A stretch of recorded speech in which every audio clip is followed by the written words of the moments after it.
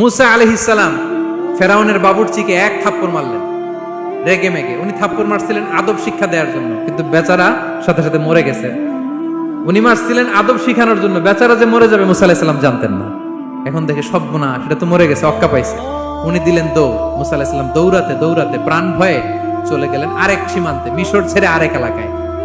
যে দেখে কিছু লোক ধাক্কাধাক্কি করে তাদের উটগুলোকে পানি খাওয়াচ্ছে, আর দুইটা মেয়ে পাশে চুপ করে বসে আছে। উনি বুঝতে পারলেন মেয়েগুলো এই ইয়াং ছেলেদের সাথে ধাক্কাধাক্কি করে টিকতে পারবে না। উনি এগিয়ে গেলেন, বললেন তোমরা পানি খাওয়াবো ওটদেরকে? হ্যাঁ খাওয়াবো, আসো। উনি ওটগুলো নিয়ে সবাইকে সরিয়ে পানি খাইয়ে দিলেন, মেয়েরা চলে গেল।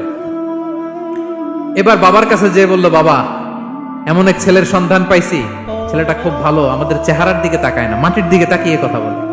আজকে এই লোক না থাকলে আমরা আমাদের ওটগুলোকে পানি খাওয়াতে পারতাম না। আর ভিনদেশী লোক আমরা চিনিও না। ইন্না খায়রা মান ইস্তাজারতাল কবিয়ুল আমিন। বাবা করেন, আমাদের তো রাখাল লাগবে, আমাদের দেখভাল করার জন্য তো একজন সুপারভাইজার দরকার, এই ছেলেকে আপনি কাজে রেখে দেন। সুবহানাল্লাহ পড়বেন না?